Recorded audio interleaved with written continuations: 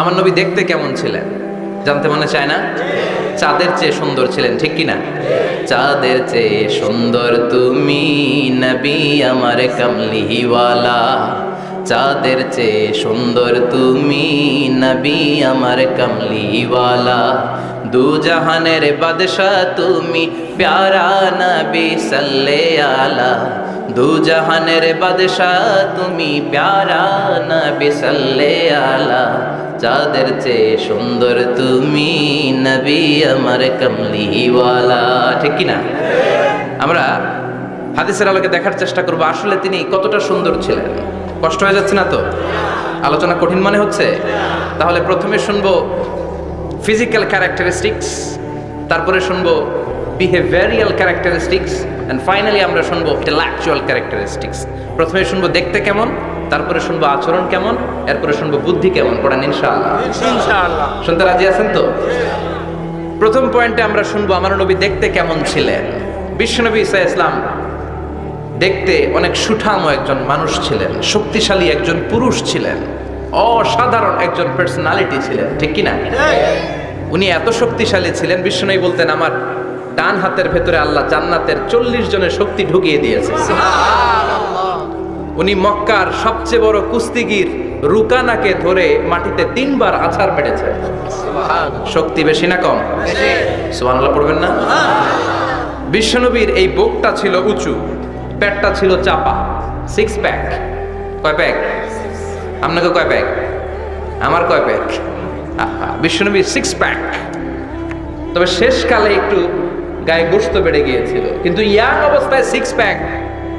এই মুরাদনগরে জিমনেশিয়াম নাই? আছে। ইয়াং ছেলেরা দেখবেন তারা ডায়েট করে, they are on diet in order to keep fit. Keep fit, always fit থাকবা মিয়া। যৌবনকে ধরে রাখতে হবে, ঠিক কি না? কারণ যুবকরা যদি ভালো পথে চলে ভালো থাকবে বাংলাদেশ, যুবক যদি পথ হারায় হায় হায় করবে বাংলাদেশ, ঠিক কি না? যুবকদের মধ্যে আছে প্রাণ ঢালা শক্তি আর উচ্ছ্বাস, তাদের গায়ের রক্ত গরম, তারা চাইলে অনেক কিছু করতে পারে। এই যে কিছুদিন আগে কোটা বিরোধী আন্দোলন হলো, নিরাপদ সড়ক চাই আন্দোলন হয়েছে না?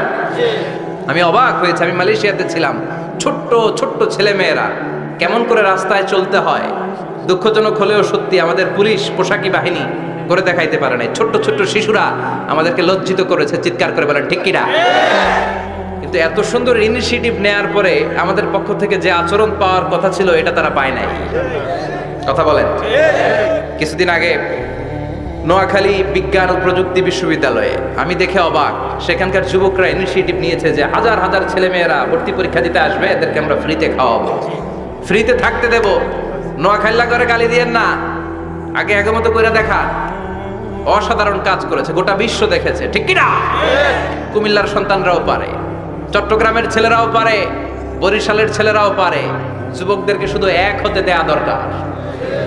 যুবকরা যদি এক হতে পারে তাহলে সমাজে আর কোনো অন্যায় অনাচার থাকতে পারে না। বিশ্বনবী যখন যুবক একটা সংগঠন করেছিলেন, নাম হালাফুল ফুদুল। হালাফুল ফুদুল করেছিলেন, ওনার বয়সের 15-20 বছরের সবাইকে এক প্ল্যাটফর্মে নিয়ে এসেছেন, হাতে হাত রেখে শপথ করেছেন, দে টুক অ্যান ওথ, কোনো টেন্ডারবাজি চলবে না, চাঁদাবাজি চলবে না, মাস্তানি চলবে না, ইফটিজিং চলবে না, মেয়েদের ওন্না ধরে টানাটানি চলবে না, খাদ্যে ভেজাল চলবে না, ওজনে কম চলবে না, অন্যায়গুলো সমাজ থেকে দূর করে দিতে হবে। চিৎকার করে বলেন ঠিক কিনা? এজন্য যুবকরা যদি ইসলাম মানে ভালো থাকবে বাংলাদেশ, যুবকরা যদি কোরআন মানে নিরাপদে থাকবে আমার লাল সবুজের পতাকা। এজন্য যুবকদেরকে সংঘবদ্ধ হতে হবে, যুবকদের জন্য ইসলাম প্র্যাকটিস করার সুযোগ আমাদের জন্য বাড়াইতে হবে। এজন্য যুবক ভাইয়েরা অলওয়েজ কিপ ফিট, ফিট থাকবা, এক্সারসাইজ করবা, খেলাধুলা করবা, জিমনেশিয়ামে যাবা। কারণ আল মুমিন আল কবি খায়রুম মিনাল মুমিনাদ দাঈফ। বিশ্বনবী বলেছেন শক্তিশালী মুমিন দুর্বল মুমিনের চাইতে আল্লাহর কাছে অনেক বেশি প্রিয়। সুবহানাল্লাহ। কারণ আমরা যারা দুর্বল জিহাদের ময়দানে আমরা এক দৌড় দিয়া বেহুশ, ঠিক কিনা? এই যে 71 সালে পাক হানাদার বাহিনীদের সাথে যুদ্ধ করছে কি বুড়া মানুষেরা? না, আমার দামাল ছেলেরা, যুবক ভাইয়েরা। বিশ্বনবী সাল্লাল্লাহু আলাইহি ওয়াসাল্লাম অলওয়েজ ফিট থাকতেন। আমরা শুনছিলাম উনি দেখতে কেমন ছিলেন? 6 প্যাক ছিলেন। কি ছিলেন? 6 প্যাক। 6 প্যাক বুঝেন তো? এখানে 6টা প্যাক থাকে, মুরব্বীরা কয় না বুঝি না। আচ্ছা, 6টা প্যাক মানে খুবই স্ট্রং। খুবই স্ট্রং ছিলেন। সুবহানাল্লাহ পড়েন। ওয়া কানা কাফফুহু আলিয়ানু মিনাদ দিবাজ, বিষ্ণুবীর হাত, এই হাতের তালু রেশমের কাপড়ের চেয়ে বেশি সফট ছিল। Softer than silk, softer than silk, সিল্কের চাইতে বেশি সফট। সিল্কের কাপড় চিনেন না, জর্জেটের কাপড়, ধরতে কোমল লাগে, মোলায়েম লাগে। বিষ্ণুবীর হাতের তালু এর চাইতেও মোলায়েম। এই জন্য এই মোলায়েম হাত যদি কেউ মুসাফা করার সুযোগ পাইতো, কেউ আর হাত ছাড়তে চাইতো না। আর বিশ্বনবীর অভ্যাস ছিলেন, বিশ্বনবী কারোর সাথে মুসাফা করলে, যার সাথে মুসাফা করেছেন উনি হাত টেনে না নিলে বিশ্বনবী ওনার হাত টেনে নিতেন না। আল্লাহু আকবার পড়বেন না? কি অসাধারণ ব্যক্তিত্ব ছিল। হাতের তালু ছিল সফটার দেন সিল্ক। ওয়া কানা রাবাআতাম মিনাল কওম লাইসা বিত-তাবিল ওয়ালা বিল কাসীর, বিশ্বনবী দেখতে একজন মাঝারি গড়নের লোক ছিলেন, খুব লম্বাও না খুব খাটোও না। খুব বেশি লম্বাদেরকে ভালো লাগে? কথা বলে তাকাইতে গেলে টুপি পরে যাওয়ার সম্ভাবনা আছে। খুব খাটো যারা, এদেরকেও কিন্তু দেখতে অতটা ভালো লাগে না। বিশ্বনবী ছিলেন ব্যালেন্সড, মাঝারি ধরনের। লাইসা বিত-তাবিল ওয়ালা বিল কাসীর। কিভাবে আল্লাহ চুজ করেছেন ওনার প্যারা হাবিবকে, পড়েন সুবহানাল্লাহ। ওয়া কানা আযহারাল লাউন, ফর্সা রঙের মানুষ ছিলেন, ব্রাইট কালার। কি কালার? Bright colour. সিভি যারা লিখেন কারিকুলাম ভিটা, ওইখানে স্কিন কালার লিখতে হয়। আপনি কি ফর্সা না কালো? কালো হলে ব্ল্যাক কালার, ফর্সা হলে ব্রাইট কালার। বিশ্বনবী ছিল ব্রাইট কালার, ফর্সা রঙের মানুষ। কতটা সুন্দর ছিলেন!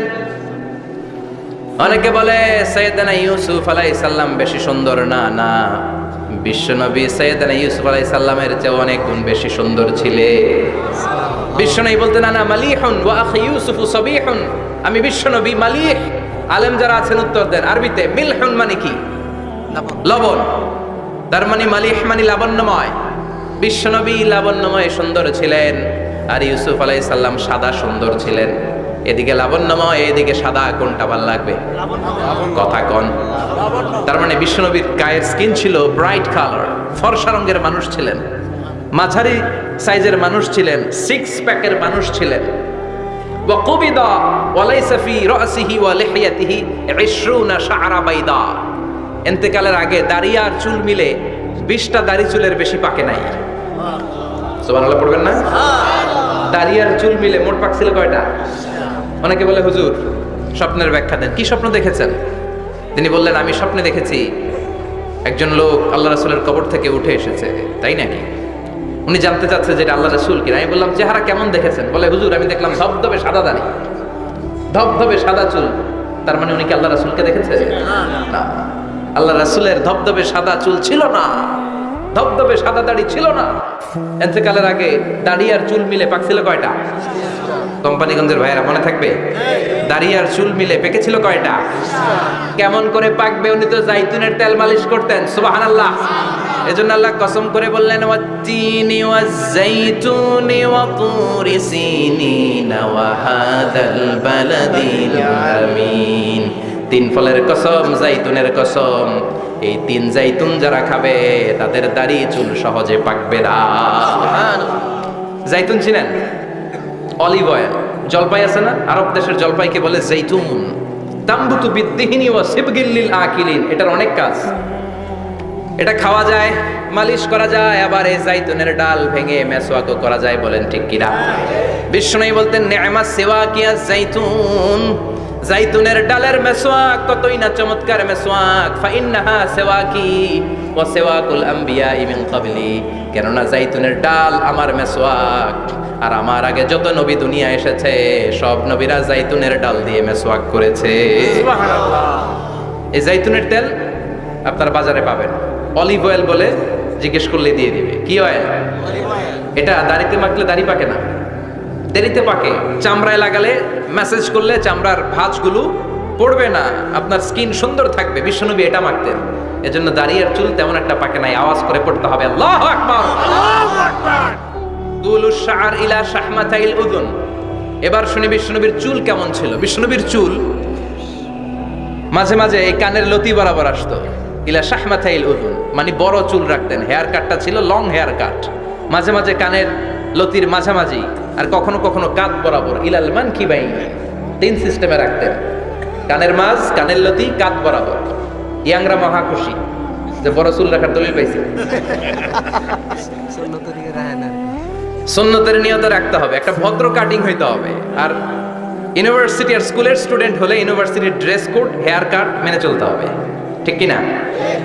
আর সুন্নাতের নিয়তে যদি রাখতে চাও, একটা ভদ্রতা থাকতে হবে, একটা সৌন্দর্য থাকতে হবে। ইদানিং অনেক ছেলেরা খুব অদ্ভুত কাটিং দেয়, এই হেয়ার কাটগুলো নিষিদ্ধ। একটা হেয়ার কাট আছে কাজাহ, নাহা রাসূলুল্লাহি আনিল কাজাহ, বিশ্বনবী কাজাহ কাটিং দিতে নিষেধ করেছেন। কাজাহ মানে চুলের কিছু অংশ ট্রিম করে চামড়ার সাথে লাগানো, কিছু অংশ বড় বড় এরকম আছে না নাই?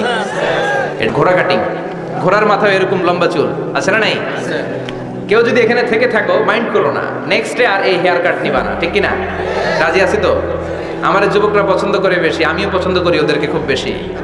ওরা আমার কথা বুঝে বেশি, আমি ওদের হৃদয়ের কথা বুঝি বেশি, এজন্য এগুলো ভালোবেসে বলি। যদি কেউ নিয়ে থাকো এই নিষিদ্ধ হেয়ার কাট, সামনে আর নিবা না, ইনশাআল্লাহ পড়ো। আর জোরে ইনশাআল্লাহ। ওয়া কানা ইউফাররিকু বাইনা শা'রি, চুলের মাঝখানে বিষ্ণুনবী সিঁথি করতেন। আপনারা কাজী নজরুল ইসলামের ছবি দেখেছেন? দেখবেন যে উনি মাঝখানে সিঁথি করতেন। বিষ্ণুনবী এভাবে মাঝখানে সিঁথি করে সিঁথির মাঝখানে আতর ঢেলে দিতেন। কেন ঢেলে দিতেন? যেখানেই সেজদা দিতেন ওই জায়গায় আতরের ঘ্রাণে আমুদ হয়ে যেত। আরিদুস সদর, বুকটা ছিল প্রশস্ত। ওয়া কানা বাইনা কাতিফাইহি খাতামুন নবুওয়া, আর পিঠের মধ্যে কাজিররিল হাজালা, কবুতরের ডিমের মতো একটা মাহরুন নবুওয়া ছিল। উনি যে শেষ নবী, উনি যে প্রফেট, দ্য লাস্ট মেসেঞ্জার, এটা প্রমাণ আল্লাহ সিল মেরা দিছে। বাম দিকের কাঁধে, ডান দিকে না, কোন দিকে? সাহাবারা যারা এটা দেখেছেন তারা বলেছেন যে আমরা দেখেছি এর মধ্যে কিছু চুলও ছিল, একটু লালচে ছিল, একটু উঁচু ছিল। একদিন বিশ্বনবী বললেন, বান্দার কোনো হক আল্লাহ কোনোদিন ছেড়ে দেয় না। আল্লাহর হক আল্লাহ মাফ করে, বান্দার হকের মাফ নাই। যদিও আমি নবী, আমার উপর যদি কোনো হক থাকে বলো, আমি দিয়ে দেব।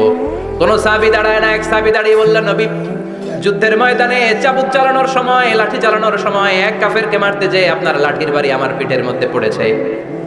আপনি যেহেতু এই কেসাসটা আদায় করতে চান, আপনার পিঠে আমি লাঠির বাড়ি মেরে এটারে শোধবোধ করে দিতে চাই। সাইয়েদনা ওমরে ফারুক হাতের জামা এরকম করতে শুরু করছে, আয় এদিকে আয়, তোরে শোধবোধ করাই। বিশ্বনবী বললেন, ওমর রাখো, এটা বান্দার হক, মিটাতে দাও। বিশ্বনবী বললেন, আসো তুমি এসে আমার পিঠে লাঠি দিয়ে চাবুক দিয়ে বাড়ি মারো। সাহাবী বলে, ও নবী, তখন দুর্ভিক্ষের সময়ের যুদ্ধ ছিল, আমাদের গায়ে জামা ছিল না। যখন আপনি আমার চাবুকটা পিঠের মধ্যে মেরেছেন, আমার পিঠে তখন জামা ছিল না। আপনি যদি যথা নিয়মে কেসাসটা আদায় করতে চান, আপনার জামাটা খুলেন, খালি পিঠের মধ্যে বাড়িটা মারিস। এবার আর ওমরে ফারুককে ধরে কে? এদিকে আয়, তোরে দেখাইতেছি। বিশ্বনবী বললেন, ওমর থামো, মারতে দাও। বিশ্বনবী উনার জুব্বাটা উপরের দিকে উঠালেন, পিঠের মধ্যে বাড়ি দেওয়ার জন্য ওই সাহাবীকে ডাকলেন। ওই সাহাবী বিশ্বনবীকে পিছন দিক থেকে জড়িয়ে ধরে ওই মোহরে নবুয়তের মধ্যে চুমু দিয়ে ফেলেছে। সাহাবী বললেন, নবী গো, এই নাটক করার জন্য আপনি আমারে মাফ করে দিয়েন। আপনি বিশ্বনবী, উদম গায়ে আপনারে দেখা যায় না, খালি গায়ে আপনারে দেখা যায় না। শুনেছি আপনার পিঠের মধ্যে মোহরে নবুয়ত আছে। অনেক দিনের সাধনা, জল্পনা কল্পনা, আপনার মোহরে নবুয়তে আমার ঠোঁটটা আমি লাগাবো। আপনার মোহরে নবুয়তের মধ্যে আমার ঠোঁটটা লাগে, আমার ঠোঁটটারে আমি জাহান্নাম থেকে পরিত্রাণ করাবো। এজন্য প্ল্যান প্রোগ্রাম করে এতক্ষণ আপনার জামাটা খুলতে বলেছি। আপনার উপরে আমার কোনো হক নাই। আমার আব্বা মা, আমার সম্পদ, আমার জীবন আপনার জন্য কোরবান গো নবী। বিশ্বনবীর পিঠে বাম দিকে খাতামুন নবুওয়া ছিল, মাহরে নবুওয়া। কোনো বর্ণনা এসেছে উনি এই মাহরে নবুওয়া দিয়ে পিছন দিকে দেখতেন। বিশ্বনবী যখন নামাজ পড়তেন উনি বলতেন, ইস্তাকিমু ওয়া'তাদিলু ইয়ারহামুকুমুল্লাহ, কাতার সোজা করো, ফাঁকা জায়গা বন্ধ করে দাও, কারণ আমি সামনে যেমনি দেখি পেছনেও তেমনি দেখি। অনেকে বলেন বিশ্বনবী পেছনে দেখতেন এই মাহরে নবুয়তের জায়গাটা দিয়ে। এটা ছিল বিশ্বনবীর behind CC camera, behind close circuit camera. আল্লাহু আকবার। বিশ্বনবী ছাড়া কোন নবীর পিঠে এরকম মাহরে নবুয়ত ছিল নাকি? কথা বলেন। এজন্য ওই নবীরে গালি দিলে সহ্য হয়? কথা বলেন, সহ্য হয়? আবিয়াদুল ইবতাইন, বগল ছিল শুভ্র সাদা। আমাদের বগল কি সাদা? দুর্গন্ধ। কুৎসিত, কালো, তাই না? বিশ্বনবীরটা কালো, কথা কম, শুভ্র সাদা। আমরা দোয়া করি এভাবে। বিশ্বনবী মাঝে মাঝে দোয়া করতে করতে বৃষ্টির জন্য যখন দোয়া চাইতেন, আরাফার ময়দানে যখন দোয়া চাইতেন, দোয়া করতে করতে হাতটারে উপরের দিকে করতেন। সবাই এরকম হাত তোলেন, সবাই হাত তোলেন। বিশ্বনবী মাঝে মাঝে আবেগের চোটে এইখান থেকে হাতটা এই জায়গায় নিয়ে যেতেন। সুবহানাল্লাহ। বিশ্বনবী যখন হাত আবেগের চোটে উপরের দিকে উঠাতেন, বিশ্বনবীর বগল দেখা যেত। সাহাবারা বলতেন হাত্তা ইয়ারা বায়াদু ইবিতাইহি, এই সুযোগে আমরা দেখতাম ওনার বগলটা ধবধবে সাদা, কোনো দাগ ছিল না। মুস্তাওয়াল জাবিন, প্রশস্ত ললাট ছিল। আসাম্মুল আনফ, খাড়া নাক ছিল। বিষ্ণুবীর নাক কিন্তু বোচা ছিল না। এরকম চারটা নাকরে আপনারা কোম্পানিগঞ্জে কি বলেন? চাকমা, কি নাক? হ্যাঁ, বুসা, নাক বুসা বা বোচা। বিষ্ণুবীর নাক এই চাকমা স্টাইলে নাক ছিল না, খাড়া ছিল, খাড়া নাক ছিল। সুবহানাল্লাহ পড়ুন। মুফাল্লিজুল আসনান, দাঁতগুলো ছিল পরিপাটি। বিশ্বনবীর দাঁতের দিকে তাকালে, বিশ্বনবীর হাসির দিকে তাকালে মনে হতো হাসিতে যেন মুক্তা ঝরে। বিশ্বনবী দেখতে কেমন ছিল আন্দাজ পাচ্ছেন না মোটামুটি? এই চমৎকার দেহটা নিয়ে যখন আয়নার সামনে দাঁড়াতেন, বিশ্বনবী জোস জোস পোজ দিতেন না। এখনকার ছেলেপেলেরা বলে আয়নার সামনে দাঁড়াইয়া দেই জোস জোস পোজ, আচ্ছা না নাই? বিশ্বনবী জোস জোস পোজ দিতেন না। বিশ্বনবী আয়নার সামনে দাঁড়িয়ে বলতেন আল্লাহুম্মা হাসানতা খালকি ফাহসিন খুলুকি, ও আল্লাহ আমার চেহারাটা যেমনি আপনি সুন্দর বানিয়েছেন আমার হৃদয়টারেও সুন্দর করে দেন। What a attitude, what an attitude! কি অ্যাটিটিউড ছিল ওনার! আমরা আয়নার সামনে সেজে পড়ে দাঁড়াইলে চুলকে সাইজ করি, পাং করি, স্টাইল করে, ডিজাইন করি। বিশ্বনবী সুন্দর চেহারাটা নিয়ে যখন আয়নার সামনে দাঁড়াতেন বলতেন আল্লাহ আমার চেহারাটা যেমনি সাদা হৃদয়টারেও সাদা করে দেন। কিছু মানুষ আছে চেহারা সাদা হৃদয় কালো, আছে না নাই? কিছু মানুষ আছে চেহারাটা কুচকুচে কালো অন্তরটা সাদা, এমন মানুষও আছে না নাই? বিশ্বনবীর ভেতরও সাদা বাহিরও সাদা। সুবহানাল্লাহ, সুবহানাল্লাহ। আর এই সুন্দর সাদা দেহ নিয়ে আয়নায় দাঁড়িয়ে পড়তেন আল্লাহ চেহারা যেমনি সুন্দর চরিত্রটাও সুন্দর করে দেয়। এজন্য আয়নার সামনে দাঁড়িয়ে এই দোয়ার দরকার আছে না নাই? পড়তে রাজি আছেন? মনে থাকবে না মাহফিল শেষ ভুলে যাবেন? মনে থাকবে? আয়নার সামনে আপনি যখন দাঁড়াবেন, আপনার স্ত্রী যখন দাঁড়াবে, আপনার বাচ্চারা যখন দাঁড়াবে, বলে দিবেন বাবা আয়নার সামনে দাঁড়ানোর দোয়া পড়ো। কত অসাধারণ দোয়া! পড়েন আওয়াজ করে আমার সাথে, আল্লাহুম্মা হাসানতা খালকি ফাহসিন খুলুকি, আল্লাহুম্মা হাসানতা খালকি ফাহসিন খুলুকি। এর মানে আল্লাহ আমার চেহারাটা করেছো সুন্দর, আমার আচরণ, আমার চরিত্রটাও সুন্দর করে দাও। চিৎকার করে পড়েন আমিন।